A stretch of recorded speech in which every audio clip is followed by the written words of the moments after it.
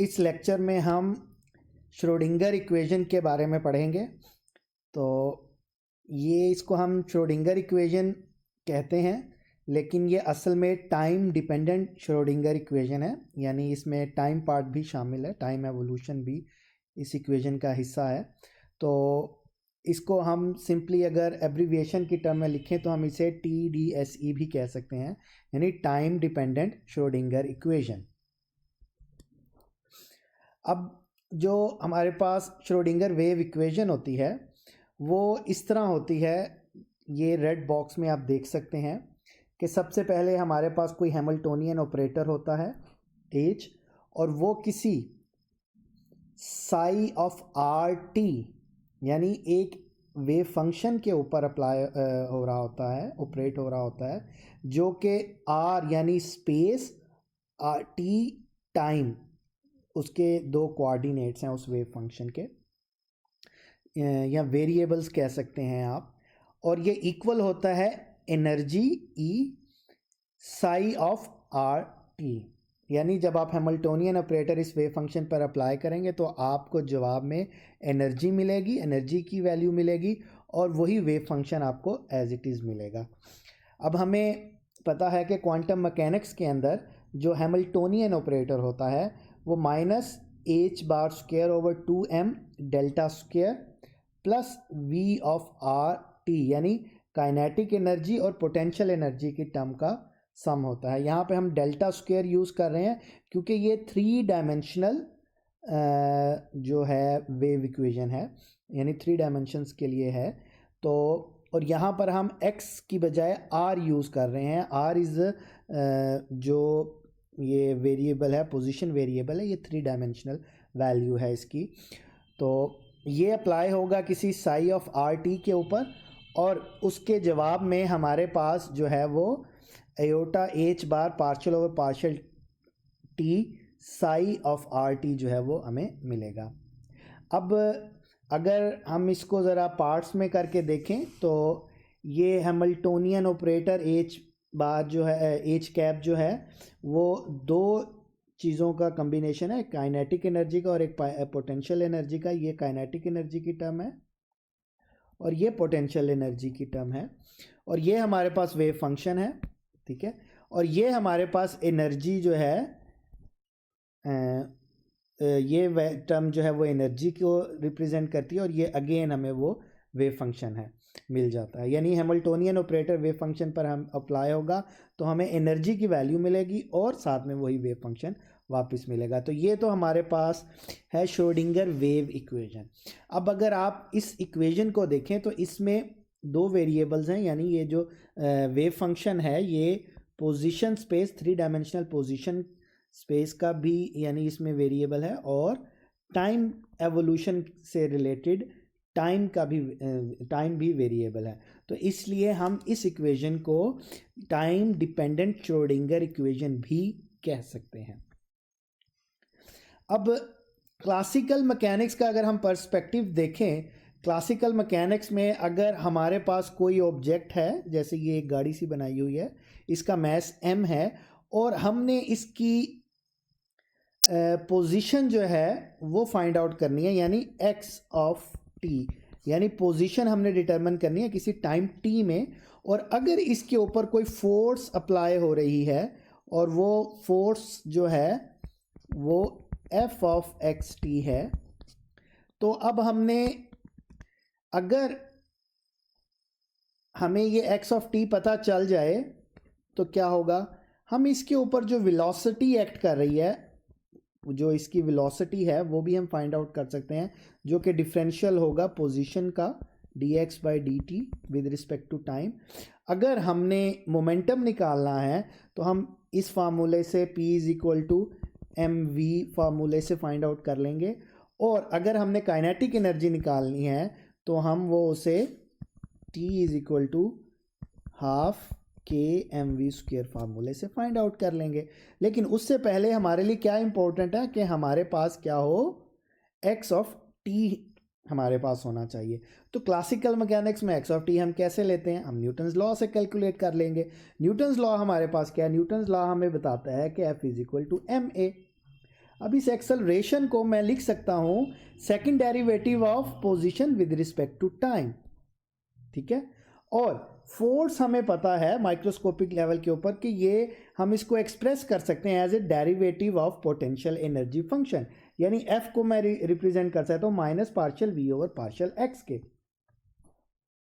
तो जब मैं ये एफ की वैल्यू पुट करता हूँ in terms of potential energy derivative, ठीक है, और एम ए की वैल्यू पुट करता हूँ जिसमें ए जो है वो सेकंड डेरिवेटिव ऑफ पोजीशन है एक्स है, तो ये हमारे पास इक्वेशन जो बन जाएगी वो इस तरह की इक्वेशन बन जाएगी कि M D 2x over D T square is equal to minus partial V over partial X. अब ये एक डिफरेंशियल इक्वेशन है। डिफरेंशियल इक्वेशन को अगर हम सॉल्व करेंगे तो हम बड़ी आसानी से एक्स ऑफ टी जो है वो फाइंड आउट कर लेंगे। तो इस तरीके से हम क्या कर सकते हैं, x of T find out कर लेते हैं, यानी हमें पोजीशन को पता चल जाएगा। ये तो था क्लासिकल पर्सपेक्टिव, लेकिन क्वांटम मैकेनिक्स के अंदर जो है वो हम क्लासिकल वे नहीं अडॉप्ट करते। क्वांटम मैकेनिक्स जो है वो इसको एक डिफरेंट तरीके से, सेम प्रॉब्लम को एक डिफरेंट तरीके से अप्रोच करती है। और वो अप्रोच जो है कि वो अप्रोच ये है कि हम उस पार्टिकल का वेव फंक्शन को देखते हैं और फिर उस वेव फंक्शन के ऊपर को हम सॉल्व करते हैं by using the Schrodinger equation. तो श्रोडिंगर इक्वेशन ये हमारे पास है, ठीक है। अभी हम पहले पिछली स्लाइड में हमने देखा, तो ये हमारे पास श्रोडिंगर इक्वेशन है जो कि हमने वेव फंक्शन के ऊपर अप्लाई की, साई के ऊपर। जब हम इसको अप्लाई करेंगे तो हम इस वेव फंक्शन से जो है वो इंफॉर्मेशन एक्सट्रैक्ट कर पाएंगे जो हमें रिक्वायर्ड है। यानी क्वांटम मैकेनिक्स जो है इस प्रॉब्लम को डिफरेंट वे से देखती है और उसके लिए हम पार्टिकल का जो है वो वेव फंक्शन देखते हैं और उसके ऊपर श्रोडिंगर इक्वेशन जो है वो सॉल्व करते हैं उसके लिए। अब यहाँ पर इस श्रोडिंगर इक्वेशन के अंदर आयोटा जो है वो स्क्वायर रूट ऑफ -1 होता है। एच बार जो है वो प्लैंक कांस्टेंट है, लेकिन एक्चुअल प्लैंक कांस्टेंट जो है वो एच है, लेकिन अगर हम उसे 2 पाई से डिवाइड कर दें तो ये एच बार होता है। तो ये यानी कि प्लैंक कांस्टेंट को ही थोड़ा सा आप कह लें कि आपने रीअरेंज करना है, उसे किसी एक और कांस्टेंट से डिवाइड किया तो आपके पास एच बार आ जाएगा। और एच बार की वैल्यू जो है वो आपके पास ये होती है 1.05472 इंटू 10⁻34 जॉल सेकेंड। अब क्वांटम मैकेनिक्स के अंदर श्रोडिंगर इक्वेशन बिल्कुल वही रोल प्ले करती है जो न्यूटन सेकंड लॉ प्ले करता है classical quantum mechanics classical mechanics के अंदर। और अगर हमें सूटेबल इनिशियल कंडीशन जो कि एक्स ओरिजिनल पोजीशन और टी टाइम के ऊपर अगर हमें पता हो तो हम उसका वेव फंक्शन जो है वो डिटरमिन कर सकते हैं किसी एक्स पोजीशन के ऊपर और टी टाइम के ऊपर। यानी हम फ्यूचर टाइम के लिए उसका वेव फंक्शन जो है वो फाइंड आउट कर सकते हैं, बिल्कुल श्रोडिंगर इक्वेशन को यूज़ करते हुए, बिल्कुल इसी तरह जिस तरह हम न्यूटन सेकंड लॉ को यूज़ करते हुए x of T find out करते हैं फॉर ऑल फ्यूचर टाइम। यानी एक्स ऑफ टी क्या है, हम पोजीशन को फाइंड आउट करते हैं फॉर ऑल फ्यूचर टाइम, यानी टी के फंक्शन के तौर पर हम पोजीशन को जो है वो आराम से फाइंड आउट कर सकते हैं। अब ये वेव फंक्शन हमें किस तरह से जो है वो इंफॉर्मेशन देता है, ये वेव फंक्शन एग्जैक्टली है क्या और ये आपके लिए क्या काम करता है अगर आपके पास ये वेव फंक्शन आ जाए। अब जनरली तो कोई भी पार्टिकल जो है वो बाय नेचर जो है वो लोकलाइज होता है। लोकलाइज का मतलब क्या है कि उसका कोई एक फिक्स पॉइंट, यानी आप उसे आराम से कह सकते हो कि ये इस पोजीशन के ऊपर है। यानी लेट्स सपोज कि ये कोई एक्सिस हैं आपके पास, ठीक है, और यहाँ पर कोई आपके पास पार्टिकल है, तो आप बड़े आसानी से, ये लोकलाइज है, आप इसके कोऑर्डिनेट्स फाइंड आउट करोगे तो आप बड़ी आसानी से ये फाइंड आउट कर सकते हो कि ये पॉइंट कहाँ पर मौजूद है। इसके बरक्स अगर आपके पास कोई वेव फंक्शन हो, वेव जैसे आपके पास कोई भी साइनोसाइडल वेव होती है, अगर मैं उसको बताऊं कि ये कहाँ पर है, तो इन्हीं एक्सिस के अंदर अगर मैं आपसे ये कहूं कि वेव कहाँ है, तो वेव लोकलाइज नहीं है। तो एक पार्टिकल जो है वो लोकलाइज है, लेकिन उसकी जो वेव है वो लोकलाइज नहीं है। तो अब अगर हमने उस पार्टिकल या उस ऑब्जेक्ट की स्टेट को कैसे रिप्रेजेंट करना है, तो वहाँ से इसकी जो स्टेट है उस पार्टिकल की, उसके लिए हम क्या करेंगे, इस वेव फंक्शन की बजाय हम इसकी प्रोबेबिलिटी जो है वो फाइंड आउट करेंगे कि कोई सी भी दो पोजीशन के दरमियान, लेट्स सपोज इस और इस पोजीशन के दरमियान, ए और बी के दरमियान, इस पार्टिकल के पाए जाने की प्रोबेबिलिटी क्या है। और ये जो है हम किस तरह फाइंड आउट करते हैं, हम उस वेव फंक्शन का जो स्क्वायर इंटीग्रेबल यानी उसके मॉडुलस का स्क्वायर अगर लेते हैं, तो ये चीज़ जो है वो हमें प्रोबेबिलिटी के बारे में बताती है। यानी probability of finding the particle between A and B जो है वो असल में क्या होता है, integral from A to B of psi X T modulus square D X के इक्वल होता है। यानी अगर आप वेव फंक्शन जो है उसका मॉडुलस स्क्वायर ले लें, तो वो चीज़ एक्चुअल में, और उसको इंटीग्रेट कर लें जिस रीजन ऑफ स्पेस के अंदर आप उसको फाइंड आउट करना चाहते हैं, तो वो आपको प्रोबेबिलिटी देगा उस रीजन में पार्टिकल या किसी भी ऑब्जेक्ट के पाए जाने की। और वो प्रोबेबिलिटी जो है वो हमें बताएगी कि किसी भी एक्स पॉइंट के ऊपर पाए जाने की, किसी भी टाइम टी के ऊपर उस पार्टिकल की क्या प्रोबेबिलिटी हमें बताएगी कि वो वहाँ पर पाया जाएगा, कितना लाइकली है कि वो वहाँ पर पाया जाए या ना पाया जाए। तो ये बोन स्टैटिस्टिकल इंटरप्रिटेशन है, यानी आप वेव फंक्शन के मॉडुलस का स्क्वायर लेते हो या स्क्वायर इंटीग्रेबल वेव फंक्शन लेते हो, और फिर उससे जो है आप प्रोबेबिलिटी का पता चलता है, और वो फिर हमें बताता है कि कितने चांसेस हैं किसी भी पोजीशन एक्स के ऊपर इस पार्टिकल के पाए जाने के। अब प्रोबेबिलिटी जो होती है, ये किसी भी जो वेव फंक्शन है या कोई उसका जो भी ग्राफ है, जिस तरह ये आपके सामने एक वेव फंक्शन बना हुआ है, इसका जो ग्राफ है, अब हम इसका मॉडुलस स्क्वायर है जो कि वाई एक्सिस पे है और एक्स एक्सिस के ऊपर पोजीशन है, तो ये मॉडुलस स्क्वायर का आपके पास जो है वो ग्राफ है। और मॉडुलस स्क्वायर बेसिकली क्या है, प्रोबेबिलिटी। तो ये आपके पास एक प्रोबेबिलिटी का ग्राफ है।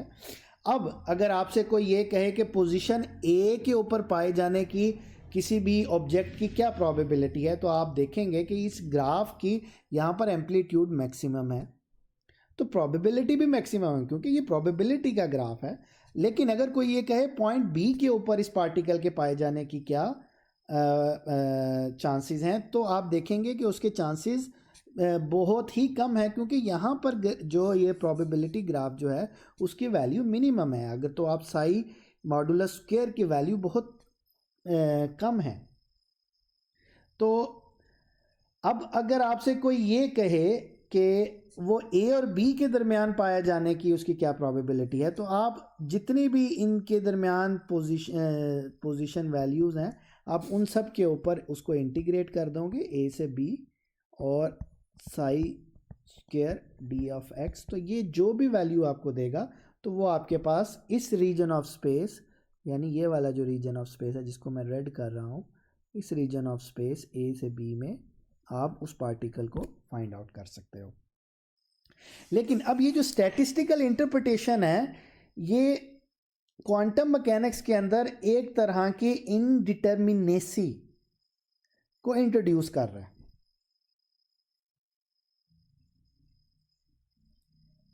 यानी आप इनडिटर्मिनेसी का क्या मतलब है, इनडिटर्मिनेसी का मतलब यह है कि आप सर्टेनली ये नहीं कह सकते, आप पूरे वसूख से ये बात नहीं कह सकते कि वो पार्टिकल कहाँ पर पाया जा रहा है या पाया जाएगा।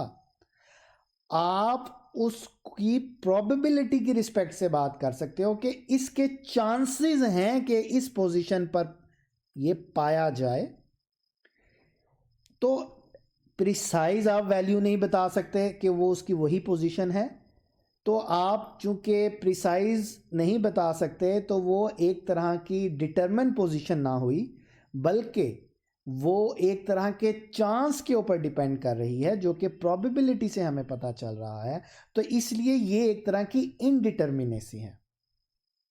तो स्टैटिस्टिकल इंटरप्रिटेशन जो है वेव फंक्शन की, वो असल में एक तरह से इनडिटर्मिनेसी को इंट्रोड्यूस करवा रही है, जो कि हमें एग्जैक्ट वैल्यू, जो एग्जैक्ट या सर्टन वैल्यू देने की बजाय हमें उसकी प्रोबेबिलिटी या चांसेस के बारे में बता रहा है। अब ये जो इनडिटर्मिनेसी है, इसने साइंटिस्ट और फिलोसोफर को बहुत ज़्यादा, यानी एक तरह से डिस्टर्ब किया कि ये नेचर का फैक्ट है कि नेचर में हर चीज़ में ही इनडिटर्मिनेसी है, या कि ये जो हमारी क्वांटम मैकेनिक्स की थ्योरी है ये ही बेसिकली इसमें डिफेक्ट्स हैं, जिसकी वजह से इनडिटर्मिनेसी जो है वो पाई जा रही है। चलें अब इस चीज के बारे में, ये जो इनडिटर्मिनेसी है क्वांटम के अंदर, क्वांटम मैकेनिक्स के अंदर जो मेजरमेंट में से पहले जो इनडिटर्मिनेसी है, इसको डिफरेंट स्कूल ऑफ थॉट्स जो हैं इसके मुतालिक इसको करेक्टराइज करती हैं, इस इनडिटर्मिनेसी को, कि हम किसी भी पार्टिकल की पोजीशन को अगर हमने मेजर करना है, फर्ज करें, और मैं उसको जब मेजर कर लिया मैंने, और मैंने देखा कि वो किसी पॉइंट सी के ऊपर पाया गया, यानी ये मैंने प्रोबेबिलिटी का ग्राफ लिया, यहाँ पर एक्स एक्सिस है और मैंने यहाँ पर कोई पॉइंट सी है, और मैंने जब मेजरमेंट की तो मैंने देखा कि मुझे मैक्सिमम प्रोबेबिलिटी मिली यहाँ पर, और मैंने इस पॉइंट सी के ऊपर इसको मेजर कर लिया। अब यहाँ पर ये सवाल उठता है कि क्या ये पार्टिकल मेरी मेजरमेंट करने से पहले इसी पॉइंट सी पोजीशन के ऊपर था? अब ये जो सवाल है कि मेजरमेंट करने से पहले, यानी इनडिटर्मिनेसी के पहले हमें नहीं पता वो कहाँ है, हमने मेजरमेंट की तो उसने कहा कि ये मेजरमेंट ने हमें बताया कि ये पार्टिकल पॉइंट सी के ऊपर है। तो पॉइंट सी से ऊपर पता चलने से पहले क्या पार्टिकल उसी पोजीशन पर मौजूद था? इसको एक्सप्लेन करने के लिए हमारे पास डिफरेंट स्कूल ऑफ थॉट्स हैं, हम ज़रा उनको देखते हैं कि ये इस इनडिटर्मिनेसी को वो कैसे एड्रेस करते हैं, डिफरेंट स्कूल ऑफ थॉट्स। एक जो पहला स्कूल ऑफ थॉट है वो द रियलिस्ट पोजीशन है, जो क्वांटम इनडिटर्मिनेसी है उससे मुतालिक, और ये एक तरह से जो रियलिस्ट पोजीशन है आप कह सकते हैं कि ये close to classical mechanics point of view है, यानी जो क्लासिकल मैकेनिक्स का पर्सपेक्टिव है ये उससे एक तरह से बहुत क्लोज है। यानी ये कहता है कि मेजरमेंट पर हमें पता चला है कि पार्टिकल जो है वो पॉइंट सी के ऊपर है, तो ये एक्चुअल में ही पॉइंट सी के ऊपर था। ठीक है, जिस तरह, और आइंस्टाइन जो है इसका बहुत बड़ा एडवोकेट था, और वो ये कहता था कि हमारी जो थ्योरी है वो इनकम्प्लीट है, क्वांटम मैकेनिक्स एक इनकम्प्लीट थ्योरी है, एक्चुअल में वो पार्टिकल पहले से ही पॉइंट सी के ऊपर मौजूद था, लेकिन हमारे पास कोई ऐसा कंप्लीट थ्योरी नहीं थी जो हमें बता सकती कि वो पॉइंट सी के ऊपर है, और इस कमी की वजह से थ्योरी के अंदर, या इनकम्प्लीट होने की वजह से, ये हमारी एक तरह से इग्नोरेंस को बारे में बता रहा है, और हम उसको फाइंड आउट नहीं कर पा रहे।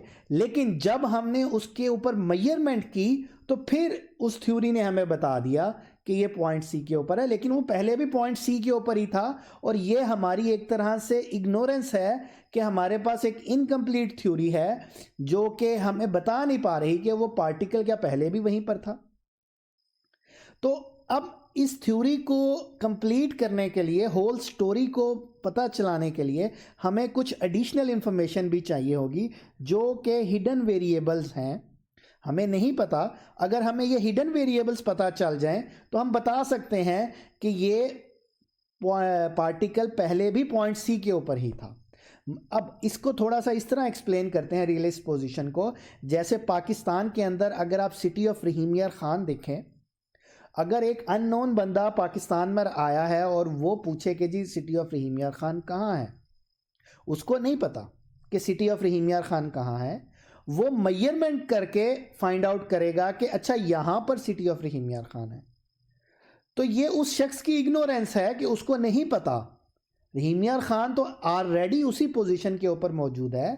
जब उसने मेजरमेंट की और उसने उसके बारे में पता चला लिया तो अब उसको पता तो चल गया, लेकिन रहीम यार खान पहले ही उस जगह पर मौजूद था और ये उस शख्स की इग्नोरेंस है कि उसे नहीं पता। तो ये रियलिस्ट पोजीशन है इनडिटर्मिनेसी के बारे में कि चीज़ें एक्चुअल में इनडिटर्मिन नहीं है, बल्कि जो हमारी थ्योरी है वो इनकम्प्लीट है। अगर वो कंप्लीट हो जाए और हमें कोई हिडन वेरिएबल्स पता चल जाएं तो एक्चुअल में वो पॉइंट सी के ऊपर ऑलरेडी मौजूद है। ऐसा नहीं है कि हमने मेजरमेंट की तो हमें पता चला कि वो सी के ऊपर है। ये हमारी इग्नोरेंस है। अब जो सेकंड ऑर्थोडॉक्स पोजीशन है, अब इस ऑर्थोडॉक्स पोजीशन को आप कोपेनहेगन इंटरप्रिटेशन भी कह सकते हैं। और बोहर और उसके फॉलोअर्स, नील बोहर आप अगर जानते हैं, बहुत फेमस साइंटिस्ट हैं, वो इस इंटरप्रिटेशन के बहुत बड़े एडवोकेट रहे हैं। और इस इंटरप्रिटेशन के मुताबिक पार्टिकल मेजरमेंट से पहले कहीं एक फिक्स जगह पर नहीं है, वो हर जगह पर मौजूद है। ठीक है, लेकिन ये हमारा एक्ट ऑफ मेजरमेंट जो है वो उस पार्टिकल को मजबूर कर देता है कि वो कोई एक स्पेसिफिक पोजीशन अडॉप्ट करे, क्योंकि हमने उसको मजबूर किया कि अपने आप को रिवील करो कि तुम कहां पर मौजूद हो। तो अब वो चूंकि हमारी मेजरमेंट के नतीजे में उसने रिवील करना है तो उसने एक सर्टेन पोजीशन ले ली और ये हमारा एक्ट ऑफ मेजरमेंट है जो उसको एक स्टैंड लेने पर मजबूर करता है पार्टिकल को, और वो फिर हमारे पास उसकी पोजीशन के तौर पर सामने आता है। यानी हम कंपेल करते हैं पार्टिकल को, हम फोर्स करते हैं कि वो एक डेफिनेट पोजीशन ले। ये कोपेनहेगन इंटरप्रिटेशन है और ये बहुत ज़्यादा पॉपुलर रही है फिजिसिस्ट के दरमियान।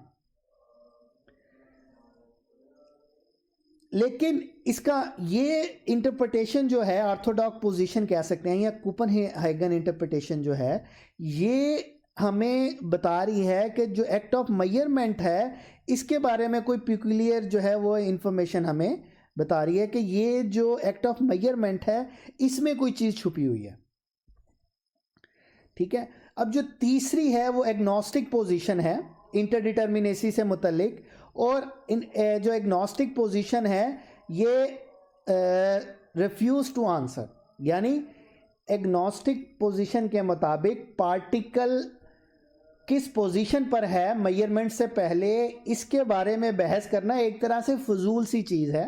ये पॉइंट नहीं है जिसके ऊपर हमें थोड़ी बहस करनी चाहिए या आर्ग्यूमेंट्स करने चाहिए, क्योंकि उसने एक एग्जांपल दी है कि एक पुराने ज़माने में से ये एक सवाल चला आ रहा है कि एक नीडल के ऊपर कितने एंजल्स जो हैं वो बैठ सकते हैं।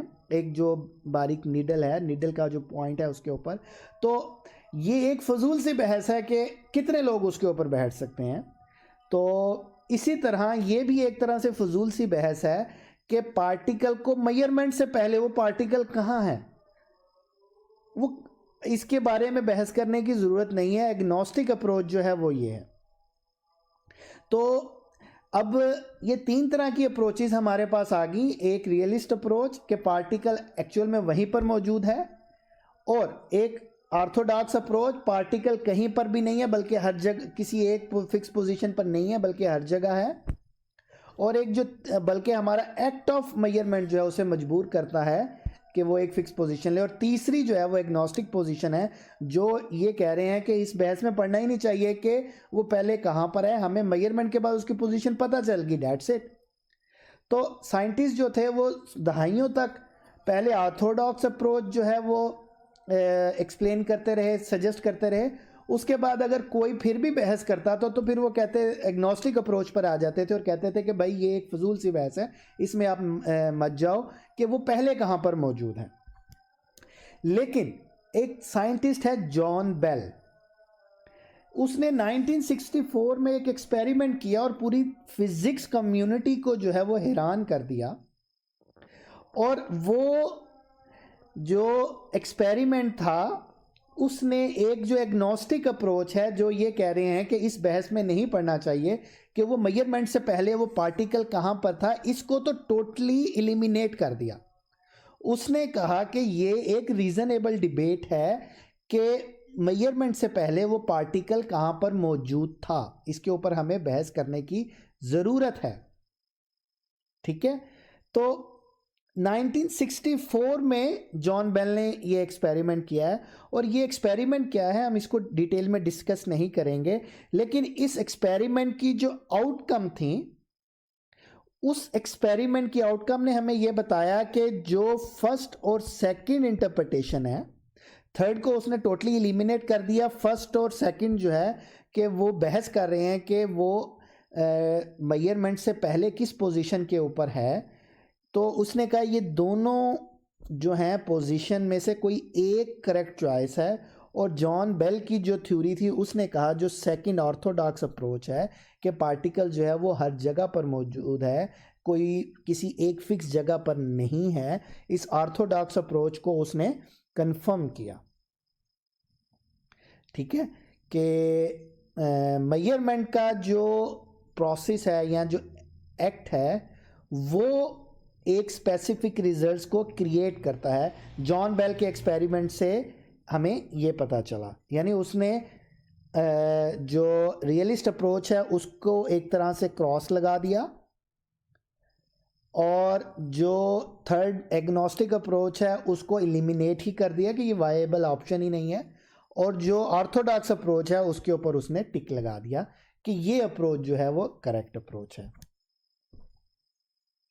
अब यहां पर सवाल आता है, ठीक है कि ऑर्थोडॉक्स अप्रोच जो है वो एक वैलिड अप्रोच है कि पार्टिकल मेजरमेंट से पहले हर जगह पर है, उसकी कोई एक फिक्स पोजीशन नहीं है। तो जब हम मेजर कर लेते हैं पार्टिकल को और हमें पता चल गया कि वो पार्टिकल सी पोजीशन के ऊपर है, तो अब अगर हम सेकंड मेजरमेंट करेंगे तो तब क्या होगा। अब ये बड़ी इंटरेस्टिंग पॉइंट है यहाँ पर। जब आप सेकंड मेजरमेंट का मतलब है कि आपको फर्स्ट मेजरमेंट का पता है, यानी यहाँ पर रियलिस्टिक अप्रोच और जो सेकंड, फर्स्ट रियलिस्टिक अप्रोच और सेकंड जो ऑर्थोडॉक्स अप्रोच है,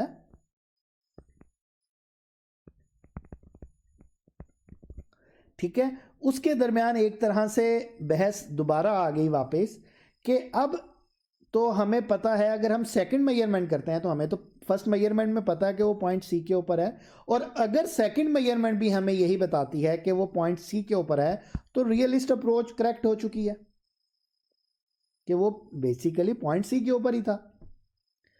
और अगर हमें सेकंड मेजरमेंट कोई डिफरेंट आंसर देती है तो इसका मतलब है कि ऑर्थोडॉक्स अप्रोच वैलिड है।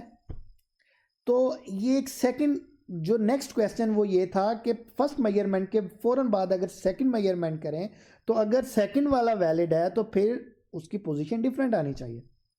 तो यहाँ पर मोस्ट ऑफ द साइंटिस्ट जो हैं वो इस बात पर एग्री हैं कि अगर आप फर्स्ट मेजरमेंट के इमीडिएटली बाद सेकंड मेजरमेंट करते हैं तो मोस्ट आपके पास चांसेस हैं कि आप दोबारा ही पॉइंट सी के ऊपर उस पार्टिकल को पाएं।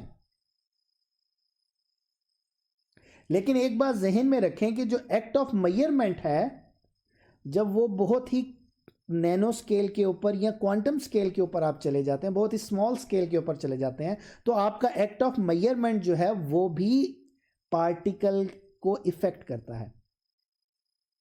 तो इसलिए अगर आपने थोड़ी देर कर दी तो ये चांसेस है कि वो वेव फंक्शन जो पहले कोलैप्स हो चुका है एक्ट ऑफ मेजरमेंट के नतीजे में, और आपको एक सर्टेन पोजीशन उसने सी बता दी है, अगर तो आप फौरन इमीडिएटली सेकंड मेजरमेंट करेंगे तो वो भी आपको पॉइंट सी ही चांसेस हैं कि बताए।